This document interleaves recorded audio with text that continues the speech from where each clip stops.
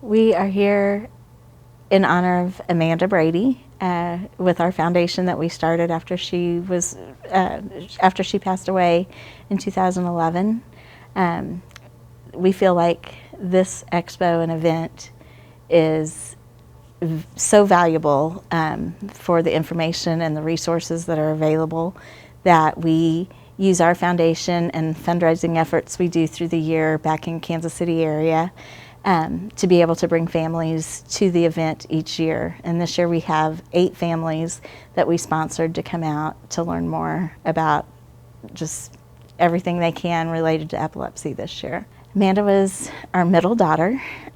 She was born in 1997, and she, just a happy child, big brown eyes, lots of laughs. She started having seizures when she was 10 months old and didn't really know what was going on. We'd never had any experience with this, no family members. And so we, took her to the emergency room the first time she had a seizure. We didn't even know it was a seizure. And then we started, just watching her. The first time they told us it was a febrile seizure and sent us home with some Tylenol and told us to keep an eye on her. A few weeks later, we were back in the emergency room. She'd had another one. They wanted me to put her on medication at that time, but I wasn't very comfortable with that. I mean, she was just a baby, and I thought we should have more information. That I didn't want her on medication just to cover up what was happening if there was some other cause for these seizures. So we didn't do the medication right away. By the third time she had a seizure, a few months later, the doctors insisted we had to put her on medication. I didn't really know. They didn't tell me any of the risks of what could happen if we didn't try to control these seizures.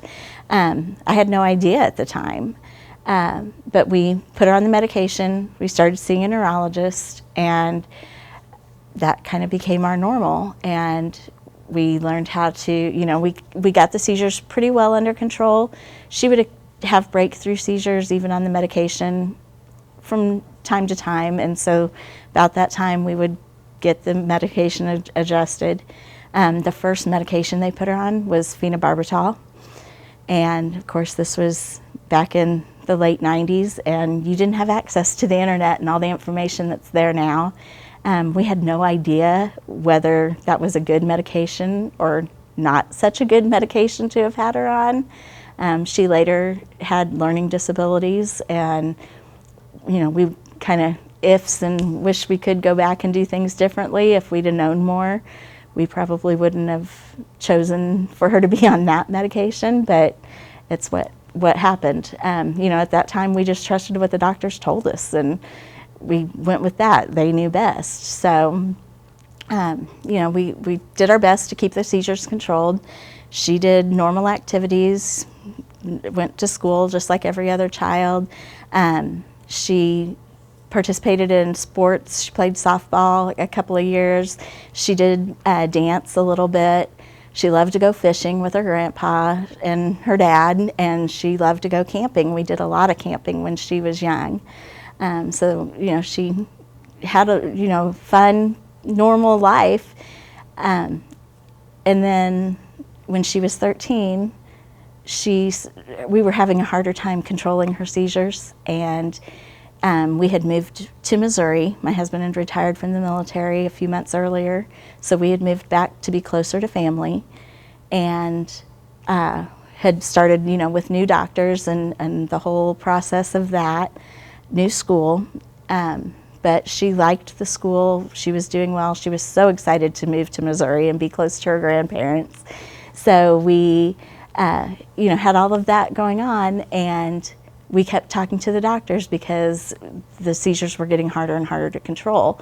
And we were talking about whether we needed to look at diet to try to change that, or we had explored the option of surgery for brain surgery, and she hadn't been a candidate for that, but maybe some other kind of, a VNS implant or something along those lines. were kind of things we were talking about, but we never made it back to the doctor for those appointments to have a real discussion. And then in September of 2011, she had a really bad seizure. We knew something was different as soon as we saw it happen.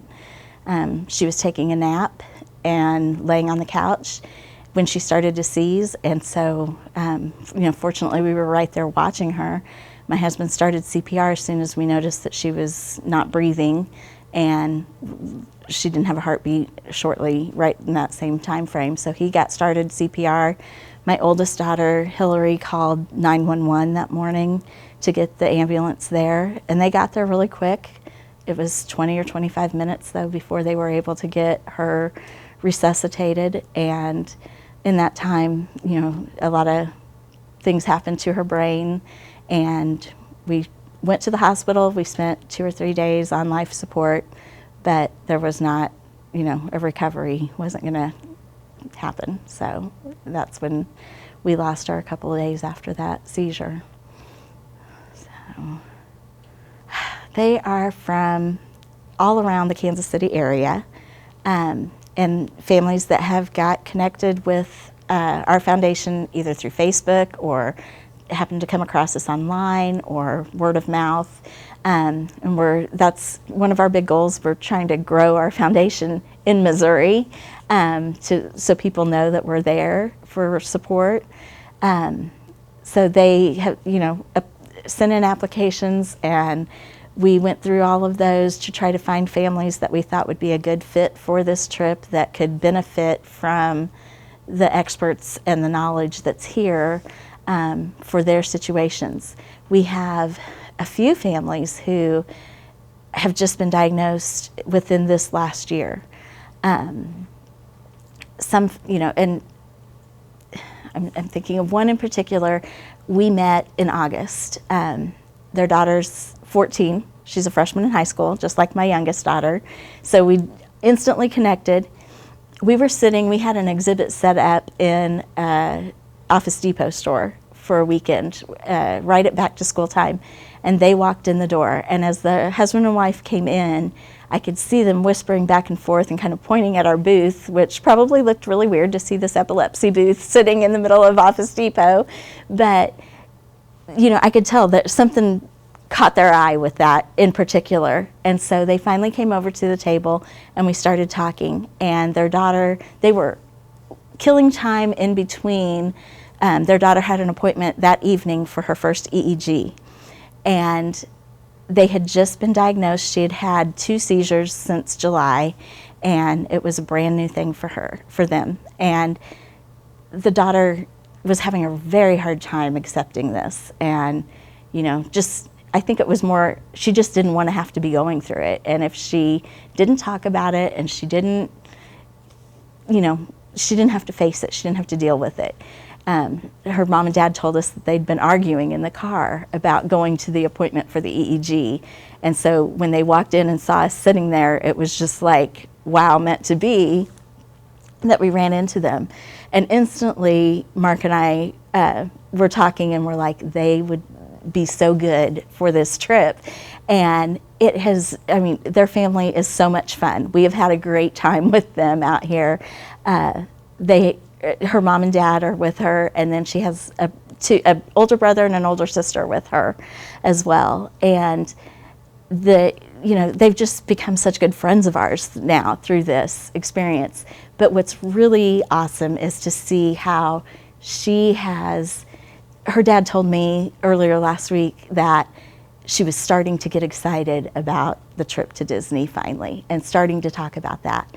And then to see her out here since we've got here, and her to interact with all of us, and she has just taken in so much at the expo, and she's talking more about her own epilepsy and just not so scared about it anymore.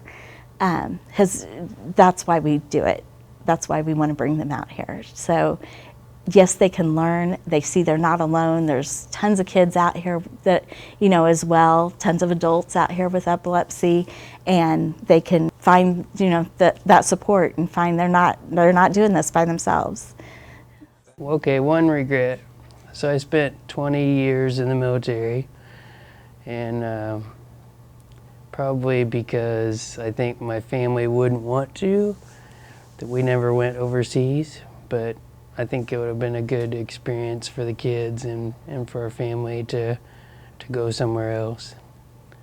One regret. So when you say retired military, that makes the house payment. It doesn't mean I'm retired. Thank you. Okay. But what do I enjoy doing? As Holly said, we enjoyed camping when the kids were younger. More and more now we like going to the lake. Fortunately, her mother and father, when they were younger, built a lake house, and so we like going boating and skiing and tubing. We used to fish. I don't fish much anymore, but I like working on things. God has given me the gift of fixing things, so I don't know why, but that relaxes me. I like troubleshooting things and fixing things. One thing I really think is neat and eye-opening is, we've been at this event for the past 6 years, but I think it's grown every year, and it's neat and exciting to see that growth. But I think also, depending on where you come from, it seems like there's a lot of knowledge and resources here.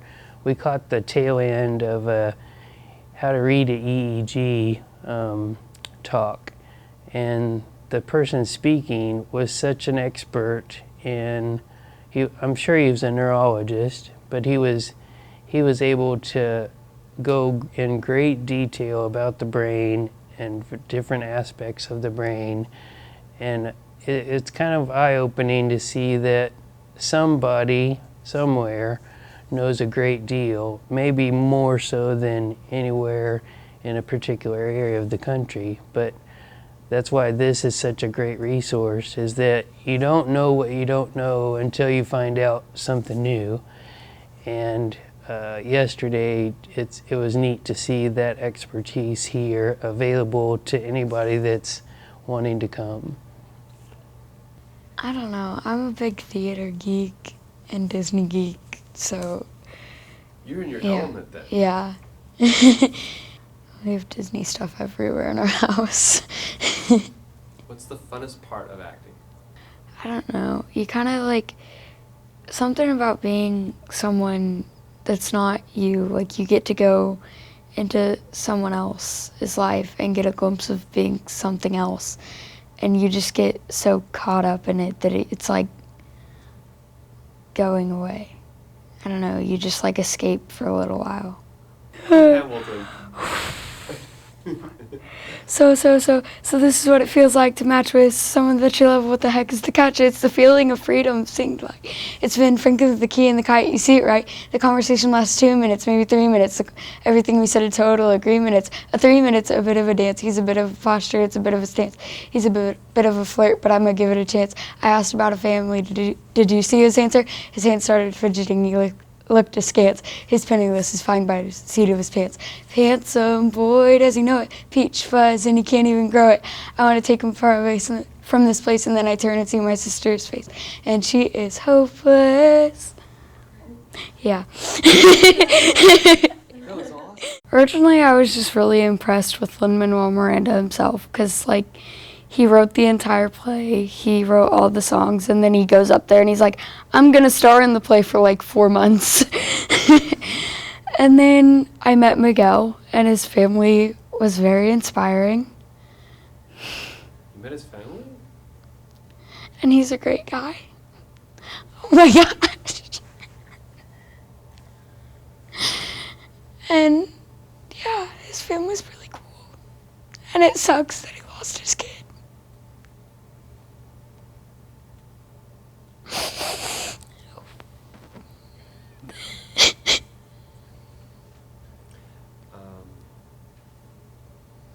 So you connected with them? Yeah. Mm-hmm. What did they tell you?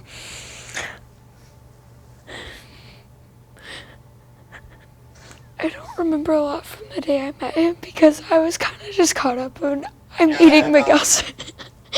I'm meeting Miguel Cervantes, oh my God. But his family is so cool. And the more that I got to meet some of the people in Hamilton when I got to see the show, everybody says how cool he is and how great he is. And no matter how long of nights he had to stay up with Adelaide and be in the hospital. And he has a whole nother kid, and he was full-time parent of Adelaide and Jackson, and then he'd go to work the next day and 2 shows, act like everything's fine, and then go back home and repeat the whole thing the next day. And it's crazy, and I don't know how someone can do that. And it's just so cool that you have these 2 people that are making so much of a difference in this world. That he has such a big platform, but it's not even that his platform that I like. He's just a great guy.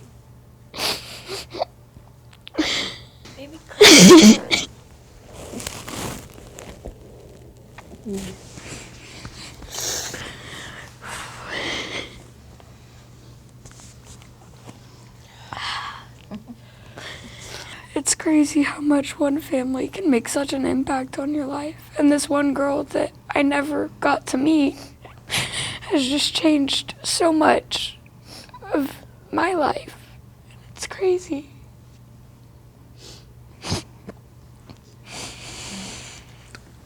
Okay, who's next? Yeah, I'm the oldest sister out of all 3 of us. And then there's the baby sister, Abby. And her and Amanda had a lot more of a relationship than me and Amanda did. We were only 3 years difference, and then there was 11 years between my middle sister and my baby sister. So she was like the oops child. Is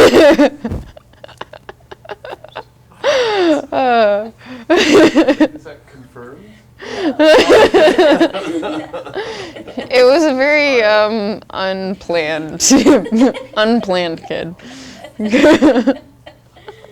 I was the first one. I was the perfect child. They should have stopped with me. No. No, that's funny. So I've got quite a few of them. There's different ones that mean different things. This one's my newest piece, and Wow. it's actually going... Oh my God, look at that. It's gonna be a piece that kind of incorporates my hairdressing. So I'm a huge colorist. I like to do a lot of color. And so it's gonna have the color wheel in it and then come down and have more color in it too. That'll have hidden images of like tools that I use. So it'll have like a hair dryer and a comb and clippers and stuff in it. It's kind of neat. This one. So this one or this one? This one is from Georgia. So my family, we spent most of our life in Georgia, like my dad said. We didn't get to like move around quite a lot, so he did most of the traveling. So I made most of my relationships and my friendships and childhood memories in Georgia, so that meant the most to me, so I got that one. And then I actually have a piece for my sister when she passed away that's on my ribs, and it's a dream catcher, and it's kind of a deep meaning, but I guess I could share it. So me and my sister, we fought a lot when we were kids. I'm gonna try not to cry. Because of the difference and difficulties that she had with epilepsy and Asperger's and autism and all that, we just were on 2 different playing fields. Like I was trying to be the good child, trying to learn who I was and make all my friends and, you know, be the cool kid at school, and she had every intention of making the most obnoxious mess out of our family, it felt like. We couldn't go anywhere without being the center of attention. We would go eat, and it would be a constant fight. We couldn't even sit next to each other. We'd fight so much, and it was really hard for me because I always wanted a sister that I could be best friends with. So my tattoo kind of represents the fact that even though she's gone like I always had this dream that we would have grown together to be best friends once she got older, and kind of I matured past the whole she's different thing. Yeah, so that one was my first tattoo ever, and my artist that did that one, he tried really hard not to let me get that one. He's like, that's gonna hurt. Like, you sure you wanna do your ribs? So I was like, that's where that one's going, close to my heart, and that one's where that's going. And I've had that for almost 8 years now, I think. 6 years maybe. And it's still my favorite. Like, it's by far my favorite. Yesterday was a rough day for me. I woke up with a really bad migraine. Yesterday, the one thing that I learned kind of throughout this whole journey of being at Disney was that there's so much community between everybody here. Like, even if you're not the person dealing with epilepsy completely, like, you're the one person they're here for, there's so much support for the people around us. So, like, my position with this whole foundation is, like, I try to reach out and, you know, kind of create this group for the siblings that deal with the epileptic community. It's very hard to kind of pair that bridge between being a normal person and having to deal with a sibling that has those differences and those disabilities and those struggles that they deal with throughout life. And to be able to understand that and accept that and then be here and support them, it's really cool to see that through everybody, because when I was their age, I didn't have that. It scared me, and I was nervous for other people to know about it. I didn't want to be that kid that got singled out at school, and to be able to see the other siblings here, and they're so supportive and so excited to watch their, you know, significant others get the support that they have here, it's really cool. Well, I live in Missouri, Kansas City, Missouri. I lived just right down the street from our grandparents my whole life.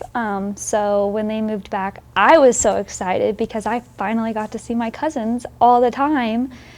I always flew with my grandma out to Georgia, usually like once a year, once every couple of years, and I got to go hang out at their house in Georgia and swim in their pool. And yeah, that was some of the best memories I have growing up, was going, yes, they had an awesome pool. So when they moved back, I was so excited. I've never been able to come out of all of the 6 years that they've been coming as a family. I've never been able to because I was in nursing school and I couldn't leave that obligation. So this year I'm graduated, I'm a nurse, and I was like, I'm gonna come, I'm gonna use PTO. They didn't really talk much about epilepsy in nursing school, actually. I actually have a tattoo. It's an epilepsy ribbon, and I got it after Amanda passed away. And all the time, I get people that,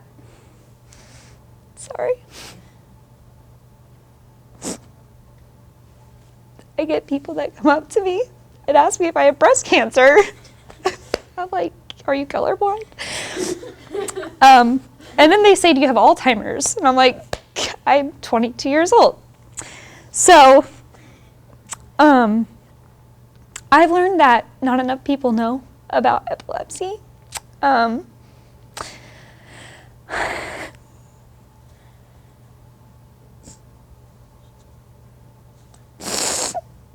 But I've also learned that there's a huge community here.